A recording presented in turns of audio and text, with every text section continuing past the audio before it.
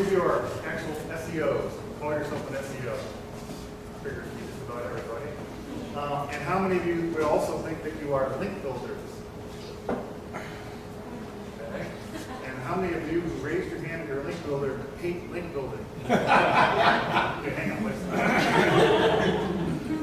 should have got this already. I have a droid. It takes forever for the phone to look. Camera. Hey, don't say that. Don't say a droid? The droid's wrong. Not that. Yeah, all right. So again, how many of you hate link building? Yeah, I told the office I'd bring back a bunch of leads.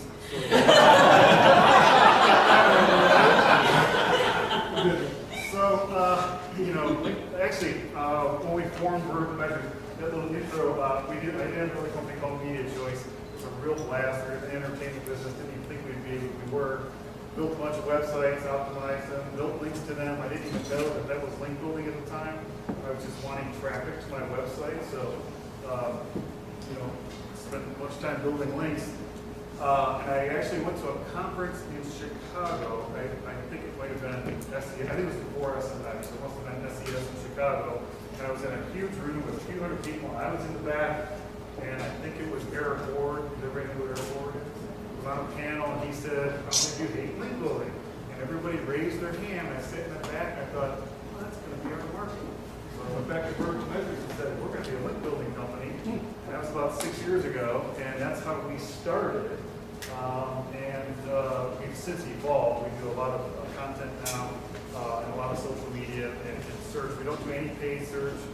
We don't do any web development. We're just really focused on organic social content. So the last question is, how many of you here to learn, that secret that we all those link builders have about how to do link building really easily, get really great links? None of you are here for that secret? Okay, well, I'm going to really disappoint you. Once you just raise your hand, because I don't know any secret. I really don't. I mean, I get asked that all the time. Oh, you guys don't really know how to do this. And it's just work, right? I mean, if you really, and that's why most people hate it, is because it's really work. And I also think the reason a lot of people in this room probably don't like it is you're probably, I'm just going to say it because you're an SEO, you're probably more technically oriented. And I think manual link building is much more like a sales job. I mean, it really, that's my background. I'm a sales and marketing guy. And I think that's why we started up being reasonably successful with link building. Is I knew the whole concept of rejection, and I was okay with it. And I knew that ultimately I was trying to get a link, which in my view, that's a sale. You got to prospect, and you got to find people willing to talk to you, and then you close that deal one way or another to get a link. So I think that's ultimately why some of you might, be uncomfortable doing link building. But I think it's a whole different world than it was just 6 years ago from a link building perspective. The reason I put this up here is the book and even our business. We kind of run this whole 8-step process continuously. We hope for a client. Sometimes we only do link building. Sometimes we might only do content, and so on and so forth. But we think this is the 8 steps to a really, really successful internet marketing campaign program. But tonight I'm really just here to talk about the link building. So I don't probably have to show anybody in this room this slide. I don't even know how old that heat map is, the eye tracking study, but we all know what it's all about, right? Trying to get to the top of the search rankings. I don't know if you know some of the stats on the right-hand side, but they're only about 8 months old, and whenever I read them, I'm still kind of astonished. Especially the bottom ones, it still astonishes me that Google is worth like $16 trillion or something like that, and they're only getting 6% of the clicks, off their web pages.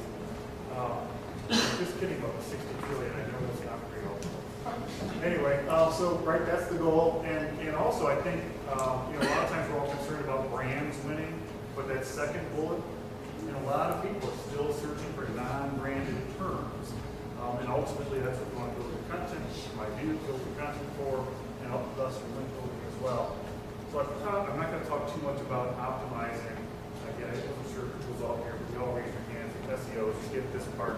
Certainly hopefully get the whole concept of wanting to make sure you slow down and do a title tag and a description for every piece of content you create. I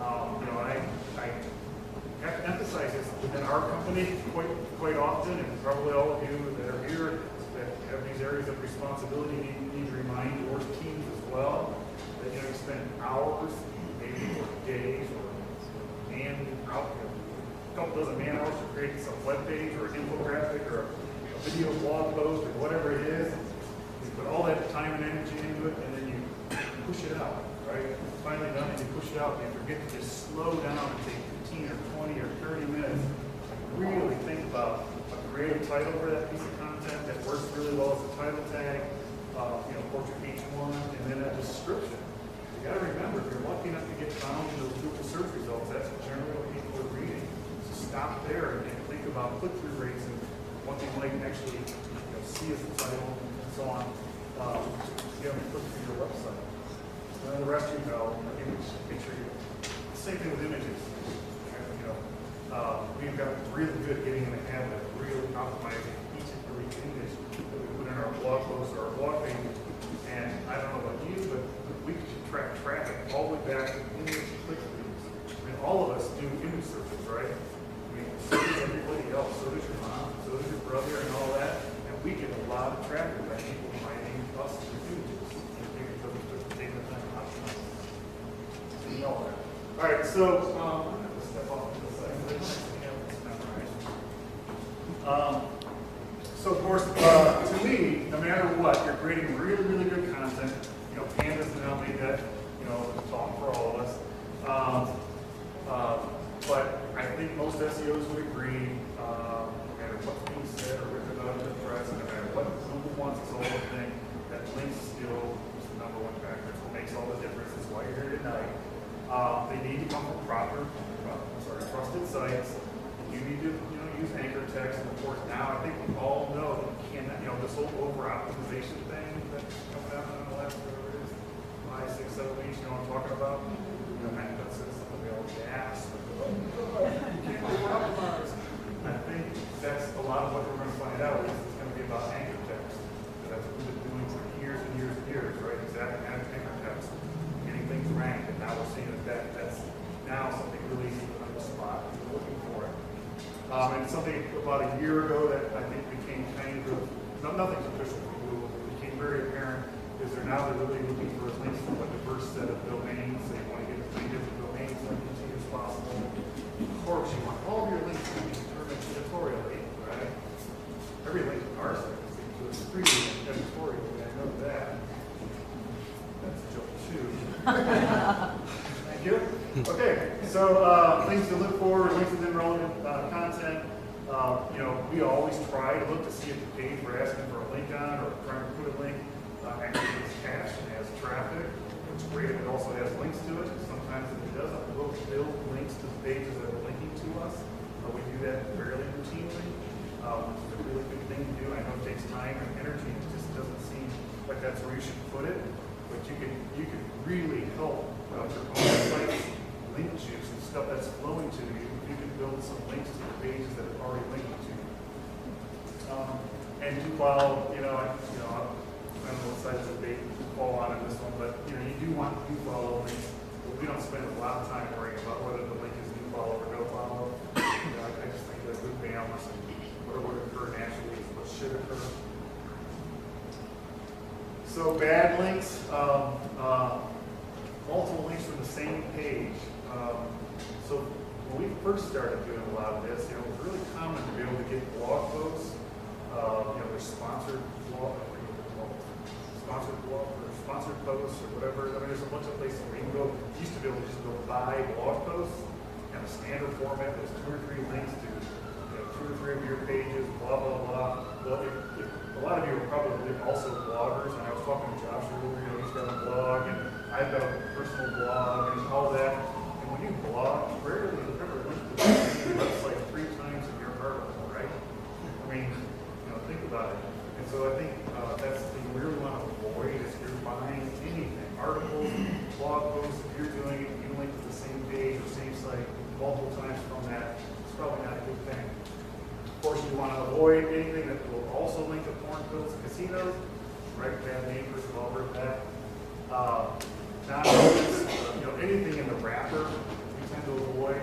I don't even care if someone wants to list this in their blog as under the blog role, we pretty much avoid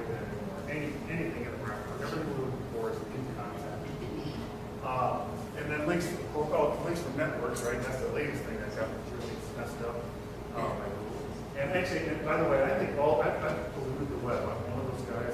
Please forgive me for that. I've created a lot of crap on the web. And I'm really glad to see Google's going after it. I mean, I really do. I mean, I'm just playing by everybody's rules as they occur over the years. We've done that kind of stuff. I'm also a user of the web, and I'd much rather see it get cleaned up. And that's what's happening now. And networks are one of those things that are just getting hammered. What's the big name on the rank or what? Build my rank, I think also that's really easy for Google to spot. Now, we fortunately never used any of those. We've never used Linkbana or any of those networks. I don't know if anybody here owns one or has interest in one, but I think they're going to get blown up eventually here, and it's pretty easy. If you've ever participated in one of those, you just sign up, pay the monthly fee, and then you can put stuff in, and they'll spin articles, and they push it out to all kinds of blogs that they have in their network. Well, I think it's pretty easy. If Google wants to just assign a few people to go there and join and create some title that they say, I want this title to appear everywhere, it's just really easy for them to bust into those networks and figure out where they are. And I think that's what they just did. They busted in and figured out who's all using this link network. They sent out that famous, whatever it was, 600 or 700,000 email announcements to these people saying you've got a questionable link profile. So just think about what you're going to participate in and before you do it.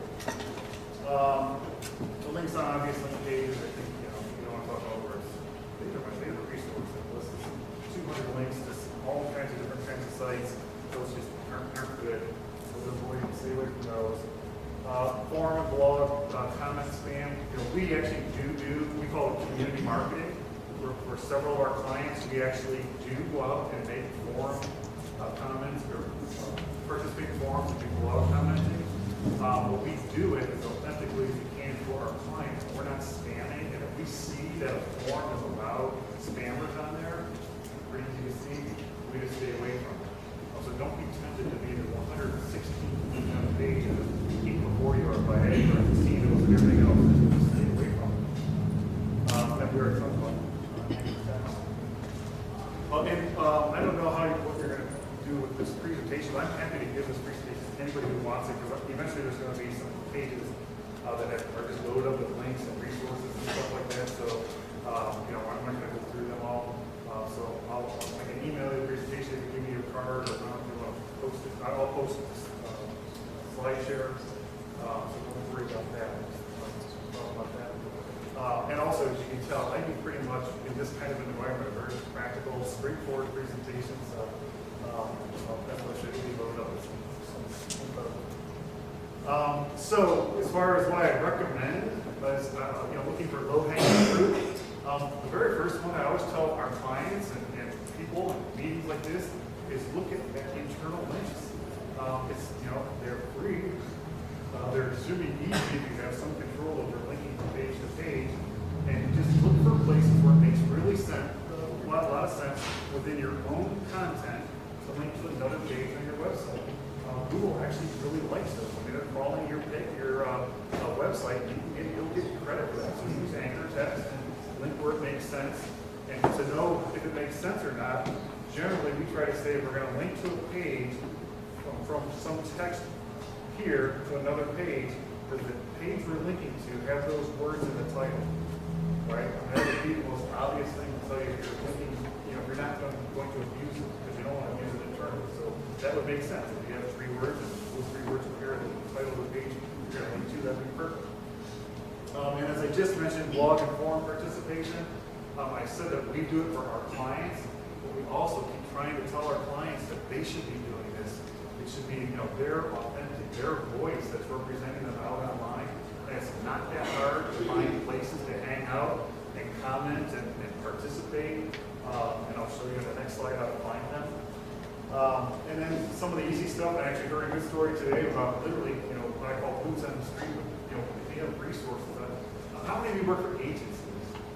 That's a little bit different than if you're the end user client. So, if you're a client and you've got resources or whatever business you might be in, if you already have salespeople out or distributors out talking to people, use them to see if you can't get links back to your site or whatever. Right now you all maybe, I don't know, your .org is set up, but you belong with an association, this might be a really good place to get a link from. Maybe they would like a guest post from you, or the regular old Chamber of Commerce, and so on and so forth. There's lots of opportunities to be able to get links if you guys are working with it. All the above. There you go. Right. You'll take it, right? I mean, you want content.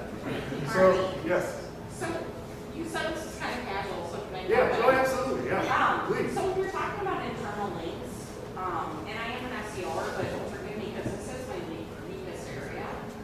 How many is too many? Well, because if they all make sense, I mean, should they, is it bulleted list? Is it, is it what less? Is it a bulleted list? Is it, because we have, well, I don't want to say where I'm from, but I just want to point out that I think we over-optimize when it comes to internal linkings. So in your expertise, what is too many? Well, that's a really hard thing to answer. But, I know. But just think, I would be conservative. Okay. And kind of one thing you might think about, and this is not an exact science, but every link on a page that's leaving your page, it's dividing up that link juice that page might have. So, follow what I mean? So, Absolutely. So, think about that. If you want to send a lot of power from one great page on your site to another page, then maybe you won't link it. Or if you add 20 or 30 links, then you just will lose. So, I don't know the rule of thumb, but Thank you. so this bullet about good old-fashioned reciprocal link. How many of you think reciprocal linking is a real no-no? Right. I mean, I do think that's what, this whole thing goes like this. It moves around all the time every few years. Something goes up, something comes in. Reciprocal linking, and I think the phrase reciprocal linking, to me, really means those links pages that some people did 2, 3, 4, 5 years ago. You had that resources page. There was even automated tools, to build links. If you link to me, I automatically link to you, and I'm linking from this long page that's even, you think it's hidden from Google and all that stuff. Those are bad as far as I'm concerned. What I'm talking about with a reciprocal link is if you know somebody who's got a site that makes sense to get a link from, and you say, I'll write a post and I'll link to you, and maybe a month from now you can reciprocate, you can write a post and link back to me. That's good stuff. I mean, and that happens all the time, very naturally in the real world, right? I mean, we'll link to search engine land, and every once in a while they link back to us. And right now, over the years, we must have many links coming from search engine land and us linking to them many times. It's just that's what happens when you're in a community and you're in an environment. So if you can find opportunities like that, I would do it. And then, of course, you probably can't avoid purchasing links. You might rent links, but I would really be careful with that. I would treat it as if you were doing it for advertising. I would get them with no follow. And I would only do it if you actually think you're going to get traffic from that rented link. Purchase links, we could sit here all night long after the camera is turned off and talk about what a purchase link is, right? I mean, to me, virtually every link out there is purchased one way or another. So you can debate, but I still think there's opportunities to do that. Sometimes you might create a really good article or whatever piece of content it is, and maybe you would have to encourage the website owner or webmaster or blog owner to post it on their blog, pay them for their time or whatever. If you want to call that a paid link, whatever. And I'm bringing this up because we're a search group and we all get what I mean. And the reality is that's what's going on all the time. And Matt knows it, everybody knows it. It's just be careful. Use common sense. So I talked about how to find forums and places to participate and do some links. And I don't know how many of you know this, and I forget where I learned this, but it wasn't too long, maybe last year sometime.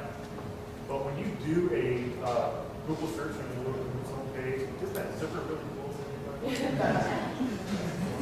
I looked last night, I thought there's actually something wrong. So it looked right, so I did the zipper thing. So anyway, if you do a regular search, and I hike a lot, so I did a search, for waterproof hiking boots, just for this example here. And when you do that search, you get regular Google search results. But you know how on the left hand, it's usually on the left. I know Google messes with the layout of the page a little small when they're trying to do things. Usually on the left, there's the more button that you can click on. You know what I'm talking about? Okay. So if you click on the more button, it drops down. I think that's where I am now. It drops down this. No. It drops down another list of choices, and one of them is called discussions. And if you click on that discussion, which is highlighted in the top in red there, it brings down this list, but it brings down all your search results of discussions that are happening around that keyword phrase. So this is waterproof hiking boots. So the very first one is some conversation happening on Askville at Amazon.com. Then it's answers at Walmart. Then shed antlers and outdoor perch and lawn site. And these are things, discussions happening around hiking boots. This goes on for a long, pages and pages and pages. And you can narrow it down. You can say, I want to look for conversations happening last 24 hours, last 30 days, or like past month, sort by relevance. I only want to see forums and all that. So use this. There's two reasons you could use this, and a whole another presentation I give about content. This is a great way to go get content ideas. There's a lot of them, but this is just one. I could rail about 5 or 6 different ways. Just go find out what people are asking about in these forums, what issues and problems they're having. Create content that solves those problems, right? And then while you're there, participate. Sign up. Because, this is your industry. You're in selling hiking boots. You should be participating there. So anyway, it's a good way to find them and sign up and drop them in class. So manual link building. How many of you here use Open Site Explorer? Yeah, probably everybody. How many of you go and do the top pages thing? Okay, good. So we use this a lot. We use it for our clients, and I use this for both purposes too, to find content ideas and places to drop to get links. But for those of you who don't know, you can go to OpenSiteExplorer.org and you type in your competitors, who would use it. Put in your competitors URL, and then you click on this tab. It's the second one over called Top Pages. And generally, it brings back all the pages of your competitor site sorted by the most domains pointing to it, linking to it. Sorry about that. So now you basically just sorted and found what are the strongest pages on your competitor's website. And if you've got content, and you have to click through and do the work, but if you've got content that matches some of those pages, then you can reach out to the sites that are already linking to them and say, oh, by the way, I'm also a really good resource for that, whatever the situation would be. The way you can use it for a content idea, of course, is the same thing. Go there and find out what pages are the strongest, have the most links pointing to them of your competitors, and see why people are linking to it. And if you don't have that kind of content, create it. I mean, people are interested evidently in your competitors getting all these links. We should create similar or better content as well. So I guess I'm going from bottom up to this slide. But anyway, so another one is widgets and badges. I think kind of peaked maybe 2 years ago, but there's still some pretty good situations where you might be able to do that. Like one for the association I'm trying to get Azima to do is we have members, right? Why not give you all the members badge? Like a lot of links to the association website. You've got some situation where you can get a badge, give a badge. I won a small book award. I forget what the Small Business Trends, I think is what it is. Well, they came up with this book award thing, and it self-ran itself. People just voted for the top books. And when, of course, I managed to get in the top 10 for my, actually I got in the top 10 for all books, all small business books. But my category, what was the first thing I did? I went and got the badge from them, right? I link, the badge comes with code, and I put it on our site, and it links back to them. We put it in a press release, and we got all kinds of backlinks by running some kind of a contest. Yes, it's some kind of a voting thing, and depending what industries you're in or your clients are in, some of them might really work well. And then link recovery and link reclamation, we've done a lot of this for clients as well. To me, it's a little bit of a double-edged sword. I think you have to be careful with it. And again, these are all my opinions because I have no idea what the algorithm really looks for or does, remember? But link recovery is, basically searching for your brand's name out there where someone's already mentioning you or your clients, but they're not linking to you. So they're already willing to talk to you about you. They're already proud of it. They're already referencing you. So we'll do searches. I think I might have a couple of example search queries for that. And I don't know if I don't, but it doesn't matter. You know how to do a search query for your own brand name or related terms, and then contact them and see if they'll turn those few words into a link to your page, appropriate page. The reason I say it's double, you have to be careful, is I actually do think that Google is smart enough to be able to wonder why someone would go and add a link later, right? I mean, if you have blogs, if you have websites, it's not very often that you go back to something that might have been written a year ago and add a link. I mean, why would you do that? Maybe if you added a bunch of text, new text, refresh the page, and added some links, that would make sense. But typically, not too many blog posts, go back and get updated a year later. So I would be careful about how often you might do that or where exactly you go get those links. So manual link building. This is of course we all don't like to do it all. But we still do it, the good old-fashioned way. We are constantly reaching out. And now we've, over the years built a pretty good resource list. And I lost track of this right here. You guys are going to talk about a tool that we're coming out with. It's not going to be really a public tool, but it's good. I think going to give us a big advantage in our link building. It's going to make us more efficient. And that is that we've been accumulating resources. I mean, thousands, tens of thousands of links over the years, where we already know people might be willing to do linking. We finally got it all into a good database. We can sort it by PR, DA, PA, category, blah, blah, blah, all that. We've also been really aggressively for the last year proactively seeking out places to place content. So we built this database. But how you go about doing that, it almost always starts with manual link building. And so I think the next 2 or 3 slides is just examples of search operators. That's one of the most common things we use. You're probably really all disappointed to hear that's what we do, because it's tough. I mean, you just have to grind through it. Like I say, I think you have to approach link building like sales. This is the prospecting part. You're out looking for leads right now. You're looking for places where it might make sense for you to finally make a pitch to get a link. And so these are just some examples. I don't think I have to go through each one. But you can see how this is me looking for links for a leads business. And there's a link that we wrote a blog post where we list a whole bunch of these search operators. So like I said, I'll give you the slide. You can just click through that or write it down now or whatever. And then these I think I got from, I did because I'm messing them up. There's a link to where a lot of these show up. And we haven't done this too often. I think it's a great idea, these job boards. You can do, especially in our industry, if you want to use your own site, your agency, or whatever with your clients, if they are actively seeking out and adding employees to their staff, you can do searches like this, and you'd be surprised. You have to scroll through a few pages of the Google, the results that come back, but you'd be surprised how many places are really willing to put your job placement there. I know even on our association website we do that. There's a link back to your site. Let me pass this one. Guest offering.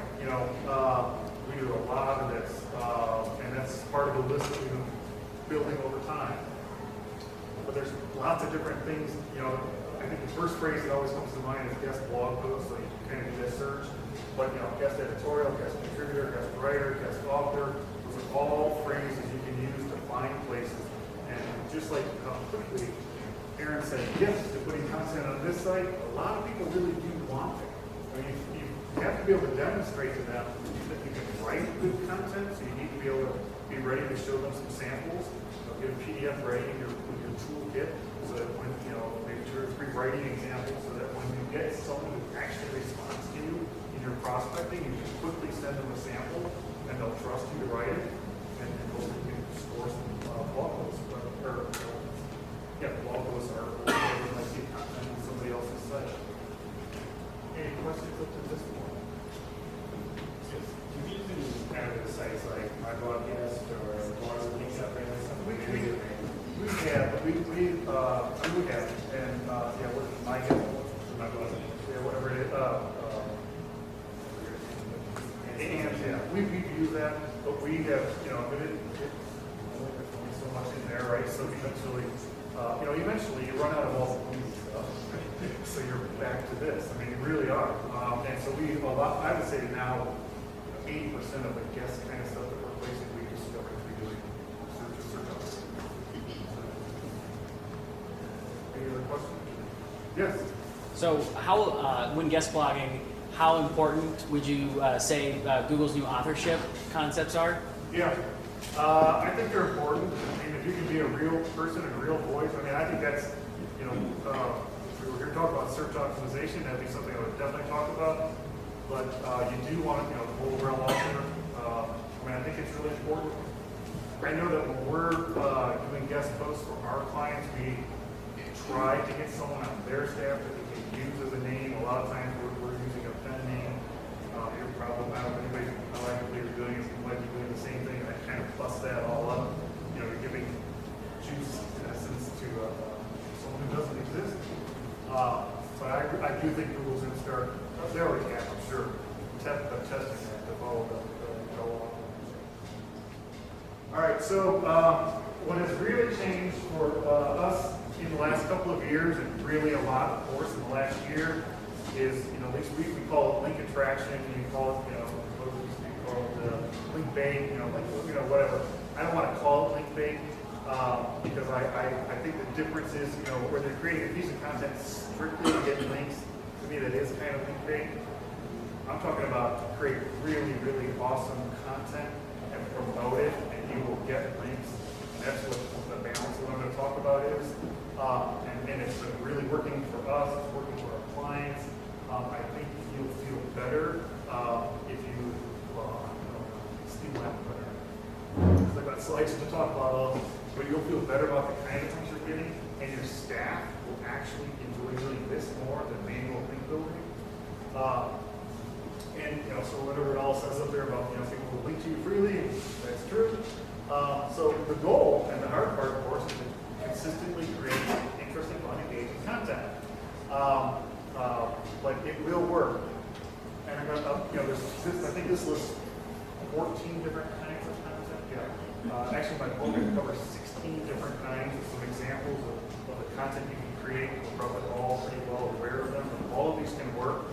And I'm not saying that anybody in here can actually produce all of these. Even the biggest of companies has got to have some focus, some expertise, something they can do comfortably and routinely. So I would pick and choose what it is you think you can produce well and consistently. And somebody was here. You saw me do this on PubCon. There you are.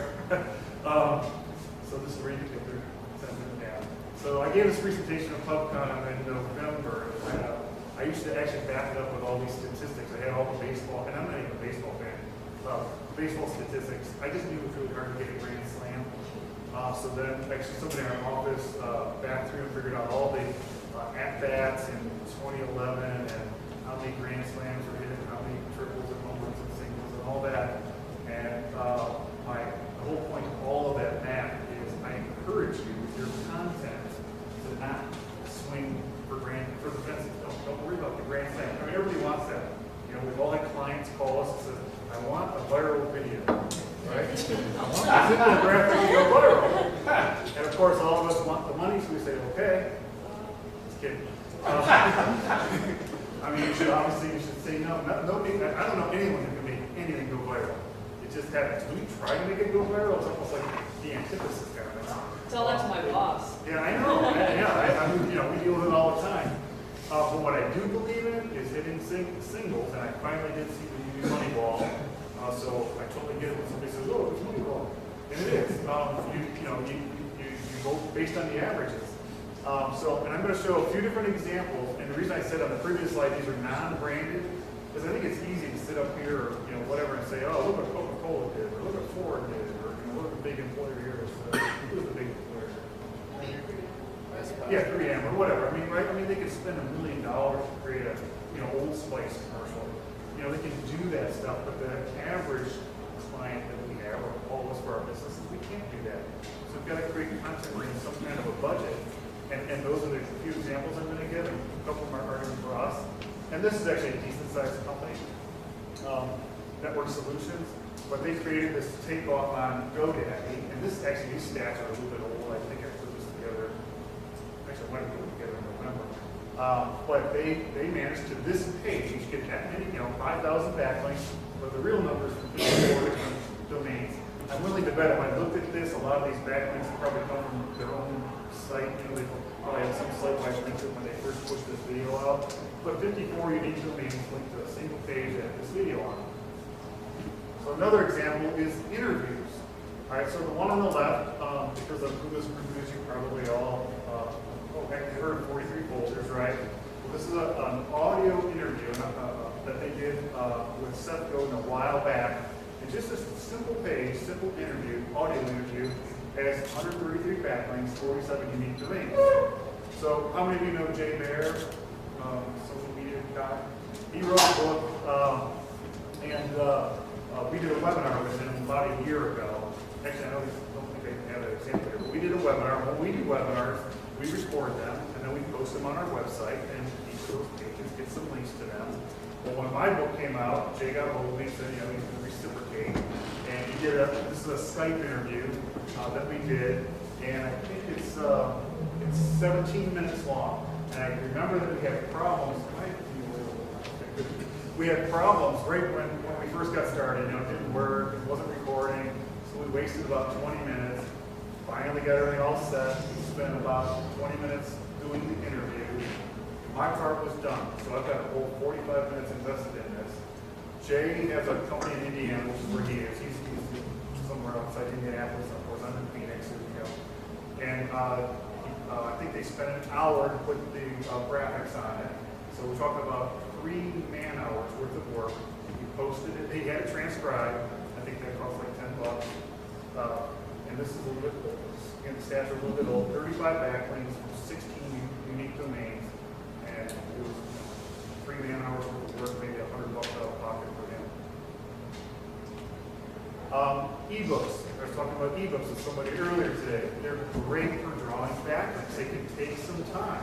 And a lot of what I'm talking about here, and I think I'll touch on it, comes down to promotion. You gotta let people know this stuff is out there. Unfortunately, we've got social media these days. We didn't have 5 or 6 years ago. Twitter's, Facebook, LinkedIn, Google+. All really help you promote this content. And this is an example of an ebook. HubSpot, they're awesome at putting content out, right? They're the poster child. And this is, again, one page on their website, has 208 backlinks, 57 unique domains, promoting this one ebook that they put out. And then who knows how many they've done on the site. Contests. This is Credit Cards Canada. I'm willing to bet nobody here's ever heard of them, and that's why I put it up here. Some site none of us have ever heard of about credit cards, right? Nobody wants to link to them. Did a contest, a really, really simple contest. 282 backlinks, 36 domains, and get the picture. This is an infographic that we did for ourselves around Oktoberfest. And I know it's actually, this is the October, September, I guess, of 2010 when we first did this. And all we did in 2011 was re-promote it. We didn't change anything, we just re-promote it, remind everybody that's out there. And this number is jumped up to like 40, you can look, I think it's like 46 domains now. Now, an infographic takes a little bit more time. We have to do brainstorming, create infographic, and so on and so forth. But, you get decent pedestrian type results, singles. And then the reason I put this on here is it's also a good resource. We're all here to talk about link building. We have this pretty popular post on our website. There's the link to it. But the post itself has 43 unique domains pointing to it. Pretty good. One person in our office wrote it. I don't know how many hours she put into it. It's a great resource. It's got a lot of good links coming into our website. And then this will be your grand slam, right? So we all know Brian, but this is Topic Blogger. This is pretty awesome. I really wish I could write a single blog post to get this kind of juice to it and then spread it to my domain. But 11 or almost 1,200 backlinks from 510 unique domains. And a blog post about writing really good titles. It is a great piece of content, but if you actually go to it, it's not very long and it links up to a bunch of other resources. But it's through a lot of backlinks. And then this was done fairly recently from SEO Law. So if you follow SEO Laws, you might have seen this. And this data, this is not a very scientific study because it's based purely on the posts on SEO Laws. So it doesn't go beyond that. But they study the links coming into their website. And I will tell you that when I've gotten ready for some link, like the presentation I just put together, other link building things our company's done a lot of research on pages and the kinds of pages that attract links. We found one little bit difference from this, but pretty much the data that we found correlates with this, which is that pages, I'll get to the summary, but basically what this is saying is most of the best pages to attract links use all three media types: video, images, and text. They just attract them more links. I'm sure like this is Whiteboard Fridays and all around, real popular, but it attracts links.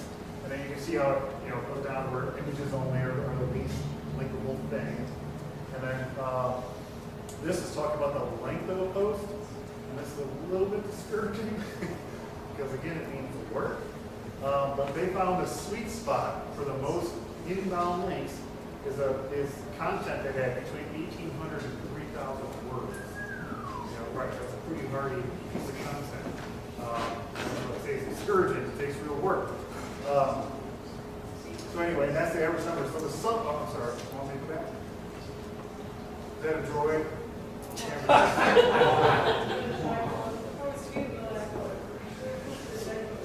Anybody have any questions? Well, we would that droid to boot up. Just kidding. I'm so glad.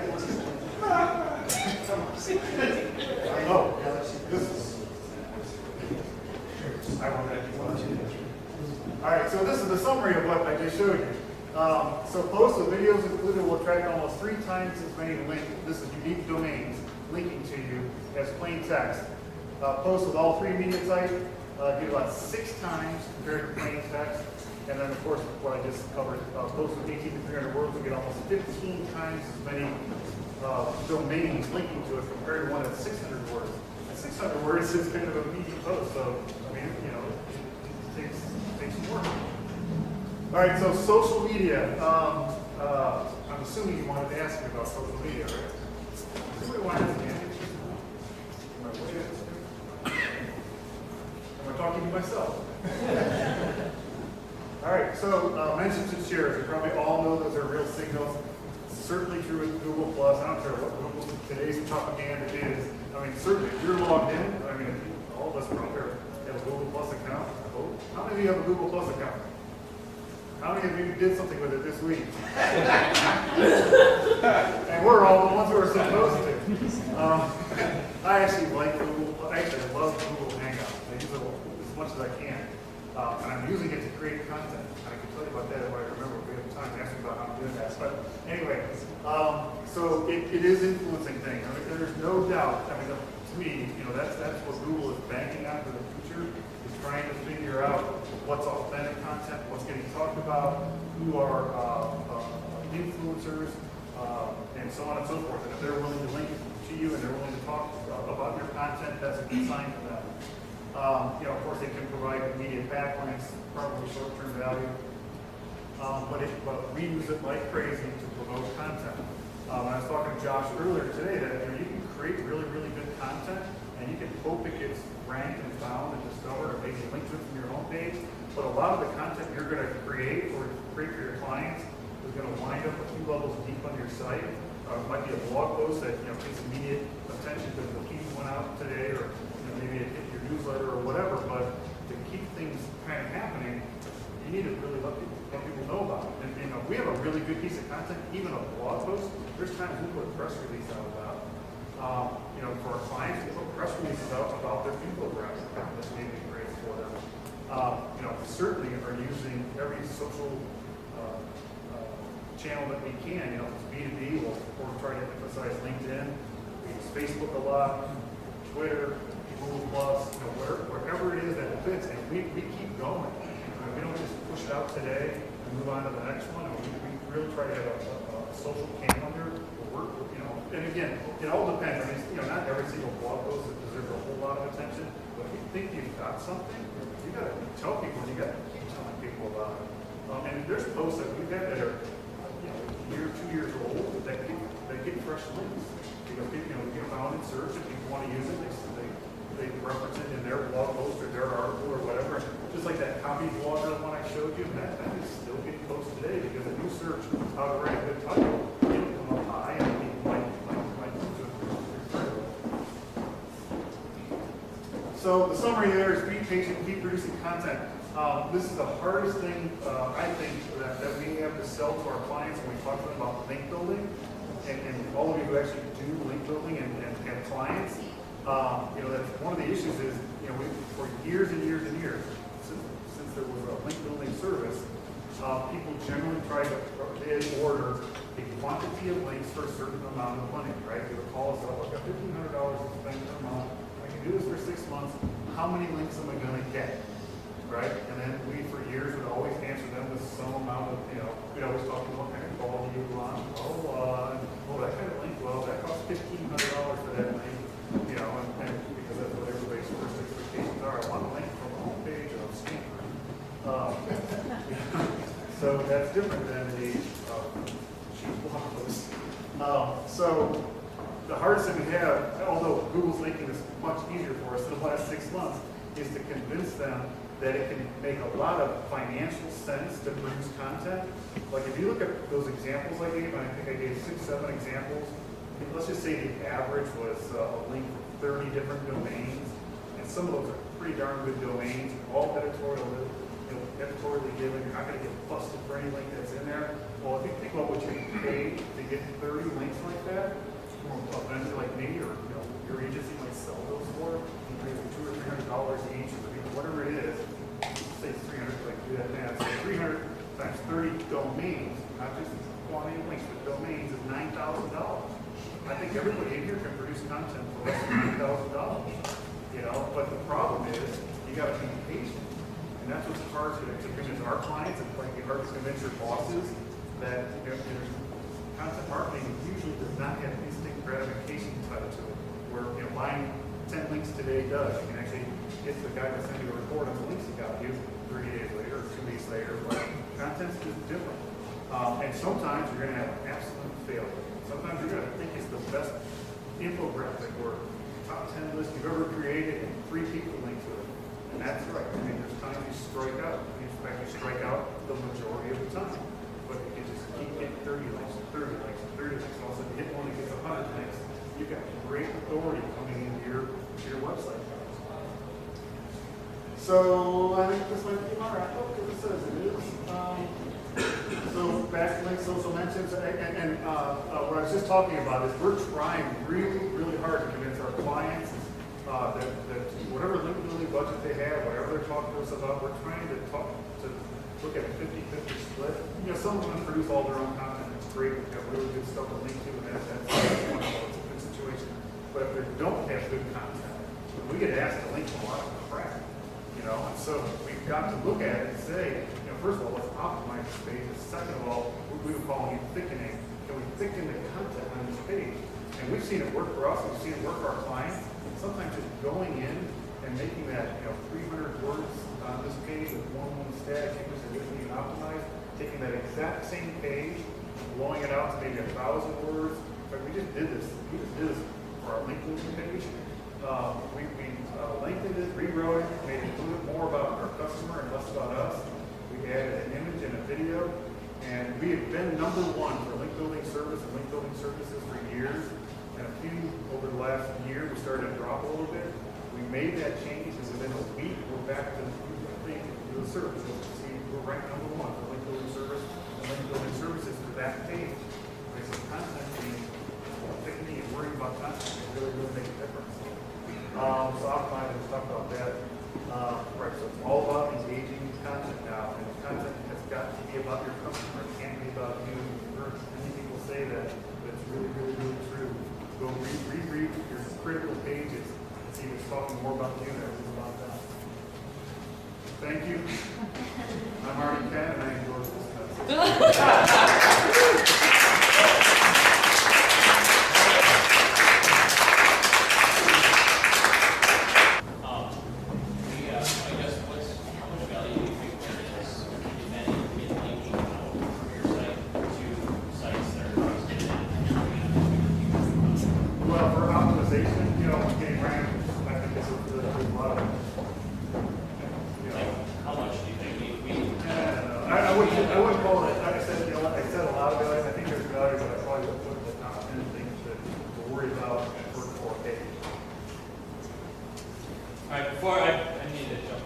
Before we transition, just a few housekeeping items. One, want to thank sponsors tonight, D. Bryant's Deli and Catering for the food that was catered in, Spider Trap for sponsoring the books, which everybody should have a copy of. I don't want to go home with 20 copies. So make sure you have yours. I want you to be mad if you want to share one with a friend. Give them an autographed copy from Arnie. I'm sure that'll go a long way. We didn't yell out, but Arnie, we have stinking badges. Minnesota Search has badges. There'll be a blog post coming in the next week. We've had those designed, so you can probably support being a member of Minnesota Search. And I obviously want to thank Internet Exposure for hosting us. They're here on the third floor, utilize this space, and wanted to give a couple minutes to the CEO, Jeff Hahn, to just give you a little spiel about Internet Exposure and thank them very much for hosting and accommodating everyone tonight. Thanks, Arnie, for a great presentation. It's good to see you again. So I felt on in November. Thanks, everybody, for coming out. A little bit about Internet Exposure. We're a web design and development agency. We do both the front end and back end. We do all kinds of application development and content management systems. We obviously have a marketing team that does search. And we do hosting as well. So if anybody happens to have any needs in those regards, we're very well versed with working with agencies, and so we're happy to take whatever role somebody's interested in working with us. Thank you. Thank you very much.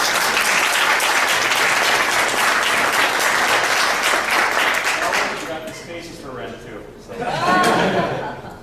We do weddings. Now pound Arnie with questions and make sure you milk every last cent of your $30 or $125 out of this one event. Then everything else will be a bonus the rest of the year.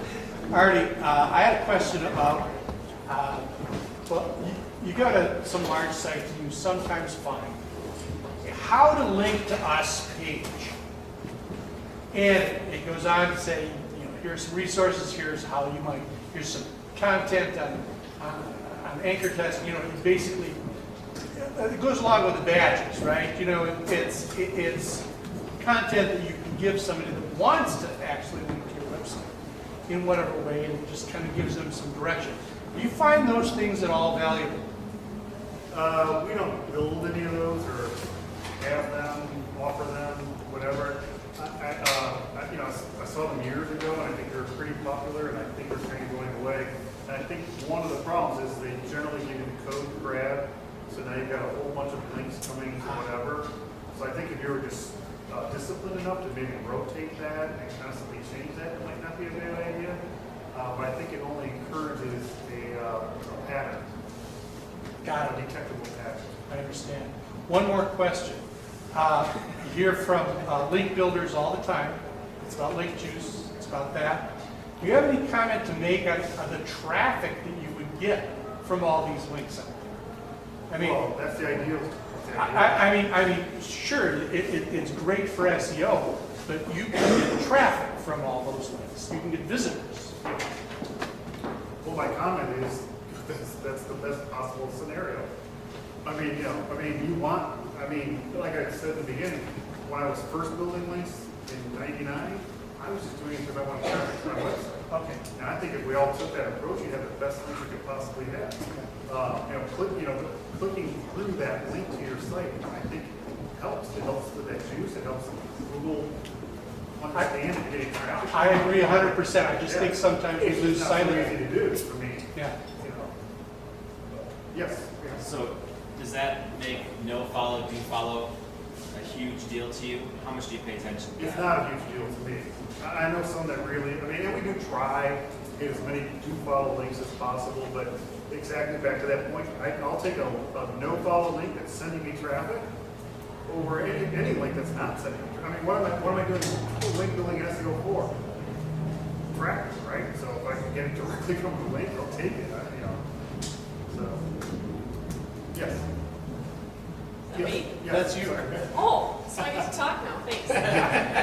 So you mentioned earlier about the blog rolls on the side or whatever. So I consider that the same thing as like a reciprocal link where it's got kind of the connotation versus denotation where, I mean, if it's a relevant thing, like the MnSearch blog or something and we're going to link to you where it's relevant, I mean, isn't that just as relevant as putting it within the content? Oh yeah, to me it's not about relevance. I mean, relevant is fine. I'm just saying saying that I do think now, in the algorithm, they're looking for site-wide links and they're discounting them. So, and log roll becomes a site-wide link. Even if it's from something, I mean, my personal blog, who gives a shit, right? But if it's something like, you know, the MnSearch blog to you, I mean, that's extremely relevant. So it's, I mean, to me, that would be more impressive than me personally blogging about having gone to this from a blog that means basically nothing to search and linking versus a site that's all about search. I mean, Right, but I'm only talking about the difference between if MnSearch is going to give me a link. The difference between being a blog roll link and an in-content link is the blog roll link is going to show up on every single page. right. So, and for that site, it might not be so bad because maybe it's only 20 pages or whatever. But if you get, you know, if you're in a footer or a header or a big blog like, I can't think of an example, but somebody who's been blogging for 5 years and got thousands of pages, and you have a blog roll link, you're going to get 1,000 links from that site, not one link like you would from in content. And I understand that that's one signal that Google's looking for is site-wide links. And so, and I know a blog roll is a really legitimate thing to do, right? I mean, you're trying to say this is a really good resource, and that's where you put it. That's part of the WordPress template, all that. All I'm saying is it just makes me nervous.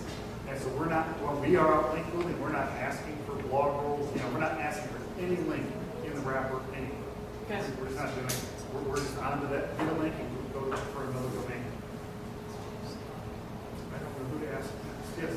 I'm related. If you start seeing a negative impact from that, how would you, from seeing a link from a different site, how would you handle that? What's the Have you scenario? ever seen a negative impact from a site-wide link?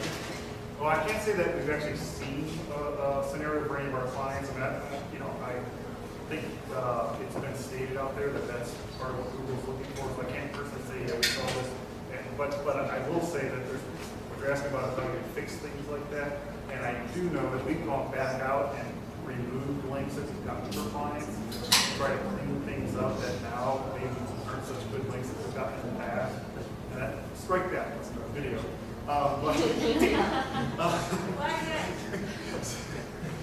We've never built a bad link in our life.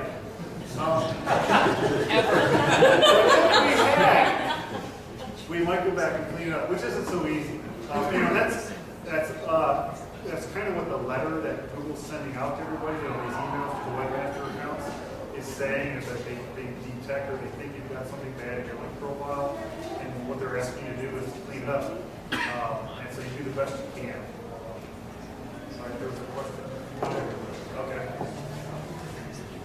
So regarding the bad links, like we have a blog post that got on SEO blogs, and there's tons of sites that scrape SEO blogs with URLs like blognetwork.net.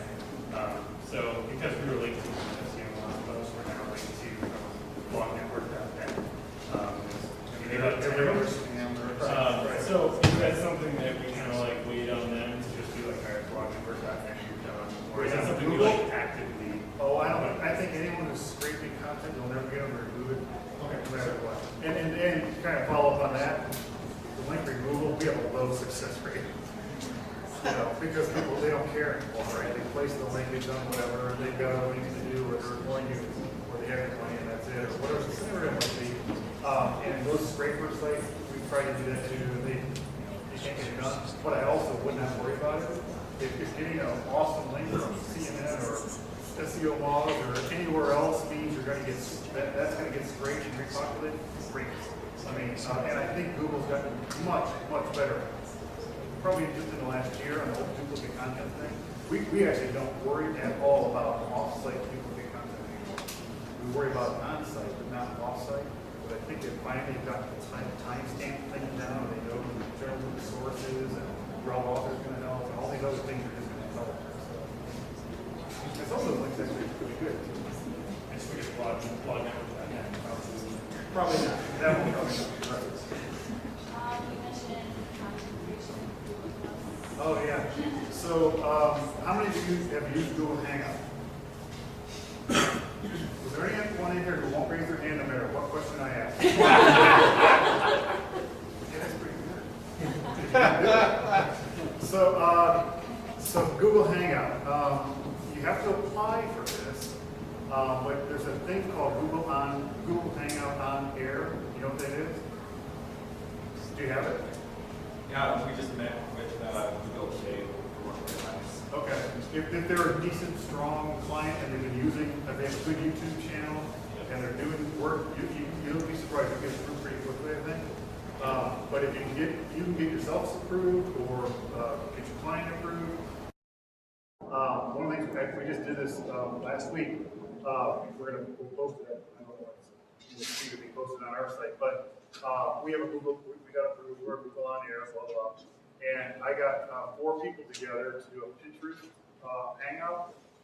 We did just like when you go to Club Con and all these places, and they have the panel and all that. Well, I invited 4 people, and I was the moderator.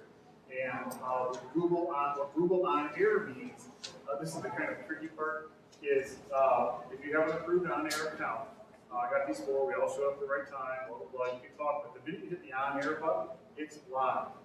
It's being broadcast to the world live, so whatever you're doing, no retakes, no whatever.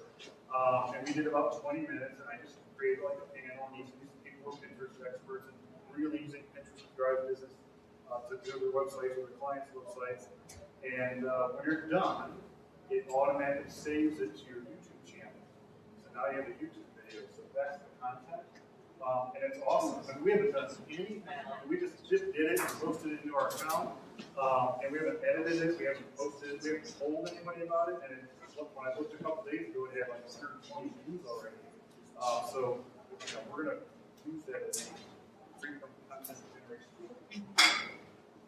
And think about how easy that was too. I mean, our part was me scheduling, it was 30 cats, right? Getting 4 people to all agree that it could be on a video at the same time. But again, for my investment, it was 1 man. Yes.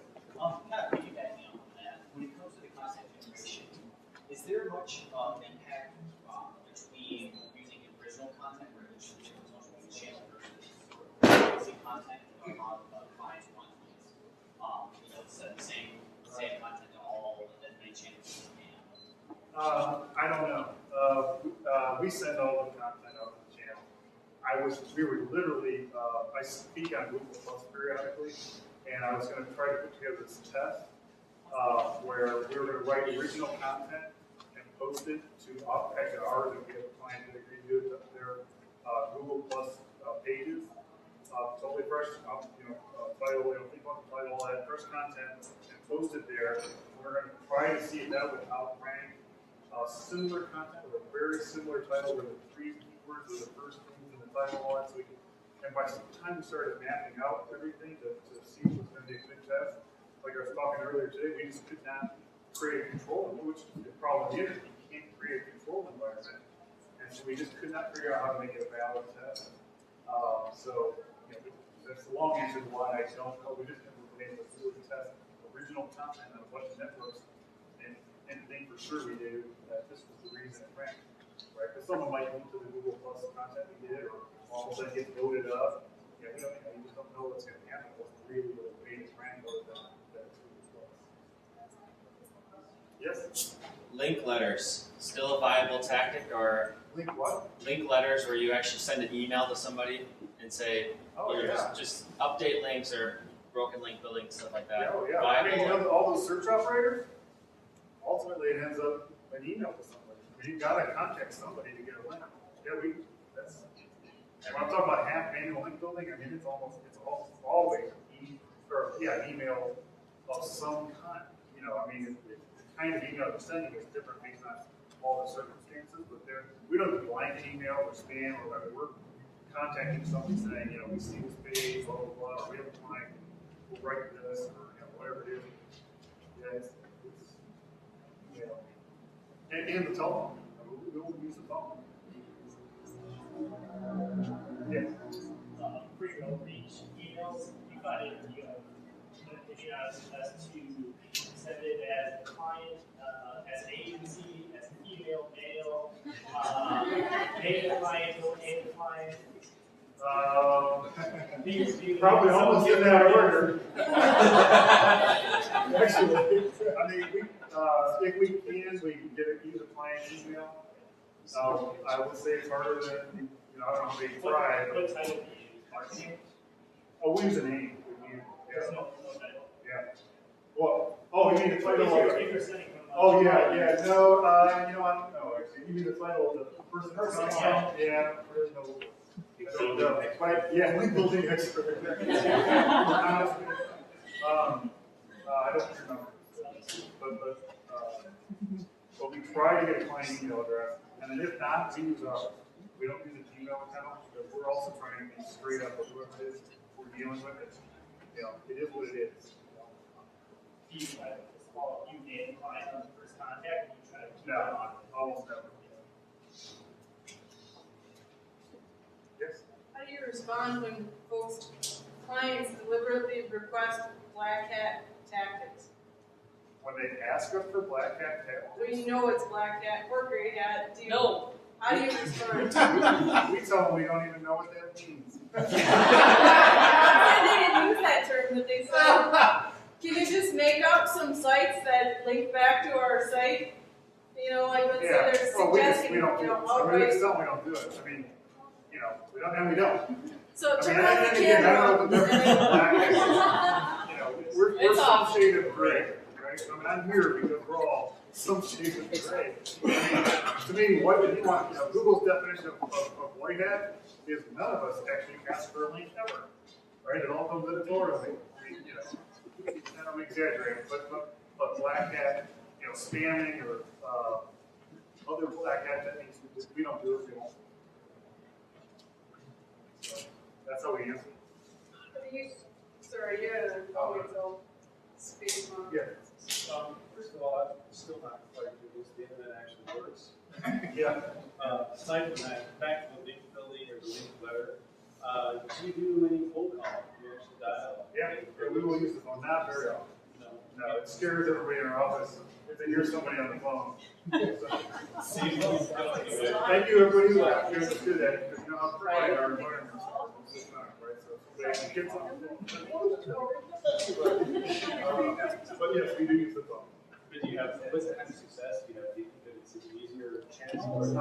If we can get someone to talk to us, it's a high rate. Yeah. Yeah. But I will say, our cultures are pretty much like us. They would rather do email and everything else first. But if they see, like, this is a gem, I need to get this, then they will put down a phone number and call somebody. And if, like I say, if we can talk to somebody, our success rate is.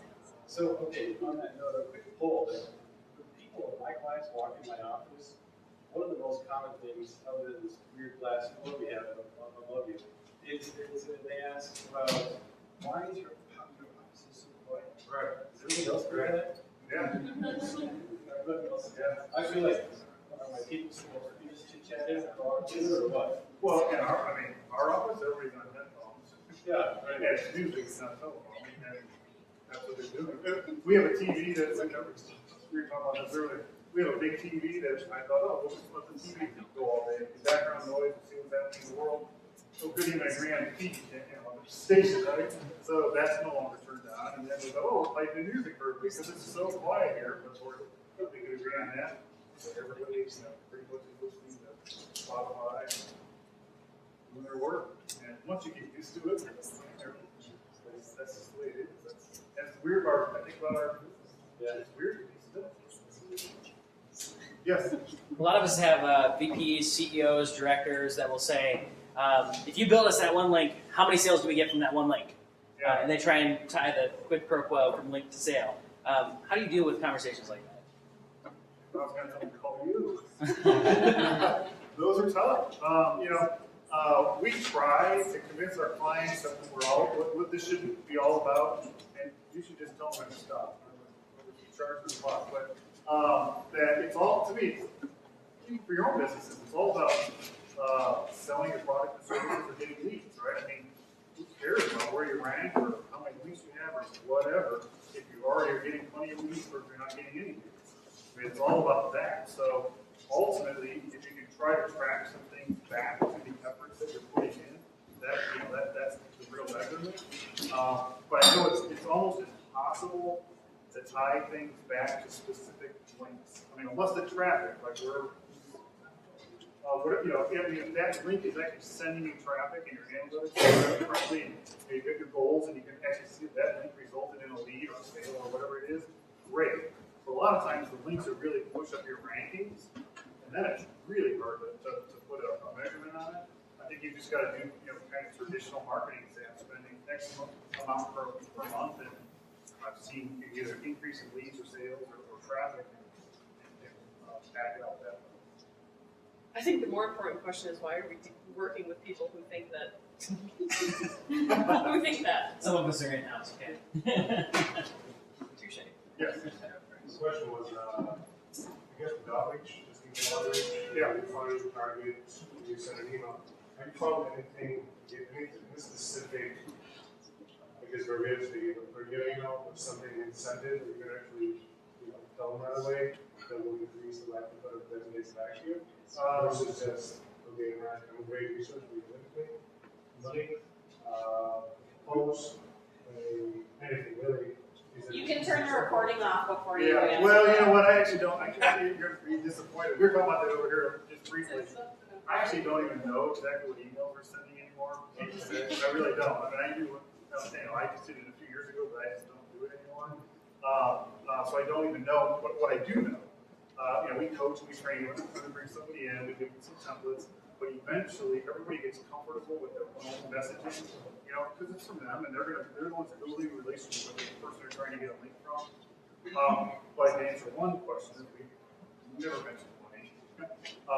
We will mention maybe in a second, once we get a response from somebody that maybe we would be able to pay them for their time or something like that, but we don't talk. We first are trying to get a real response from someone that's actually might be interested in our content or whatever it is we're offering from that standpoint. And usually that's what we're doing. I mean, unless we've got different techniques. Sometimes we're out looking for sponsorships, right? I mean, that works really well with some of our clients where we can find all kinds of places to get sponsorship links. So if that's our approach, then that's a different letter. If we're looking to write a really nice article for some specific industry and place it on their site, if it looks like they're doing guest articles or maybe not even doing them, we're going to offer anyway, that's a different thing. I'll call final question. One more question. Yeah, and I'll use it. I'm a little bit of a flip, Arnie. If you were able to give insider advice to the search engines, what's one element or aspect of the link and the credibility it passes on that you'd like to see the algorithm pay more attention to or fine-tune or receive more clarity on? I don't know, because I don't know what the algorithm's doing, right? So I don't know exactly what to ask for. I'll tell you what I wish. I don't know how to answer what I'd like to see them enhance. But there's one thing I would love Google to do is give us access in our webmaster account, webmaster account, I guess where it be the block links. And I've talked to them about this, and it seems easy and intuitive that, this whole, oh gosh, I wasn't spamming, someone was trying to hurt me argument would go away if I could go into my webmaster account and say, I block this, don't count this link, this link, this link. When we're talking about how to clean up old stuff, why not just tell them the links that you don't want to count? I wish if you're listening, I just think it would help, right? I mean, and it would also help them because it would take away that whole argument about, oh no, my competitor did that to me. So But that's the opinion of the public, though. It's the miserable failure thing. You have to be able to do that. I think. Be able to do what? To be able to link to something that you want to link to say whatever you want to say about it, like the miserable failure thing, where it's like you have to. I think you need to be able to say that. I mean, you can link to me all you want, call me whatever you want, but I'd like to be able to block it from counting with Google, so that I don't show up for Google bombing's not exactly right either. I mean, right. That's generally not done by the public. That's usually a very orchestrated thing. Could be. Just a quick comment on that. Bruce Clay had brought that up to Matt Cutts with Google Webmaster team just before SES New York, so very late February on that note. They said they were going to investigate the options. Just brought up what I just said? Yep. To say that how could we propose that we could block them, and so they're investigating some options, and instead of it just being like an outright block, maybe it's Yep. Are you sure Bruce doesn't have a special tool that they're going to contact? Bruce's white hat, unicorn, no Jedi plan there, no black hat plan there, but just commenting of apparently it's under investigation by the team of most of us think that they'll probably just say they're investigating it and blow it off, but they said they were, they published that they were, so maybe there's hope. Yeah, maybe, yeah. We'll keep fighting the good fighter. Yeah. That's right. I mean, the one thing might be that, well, actually, I got the issue before I say it. All right. Well, we've had a great Q&A session here. Thank you all for coming. Make sure you get your book. And thank you again for all. Yeah, thank you.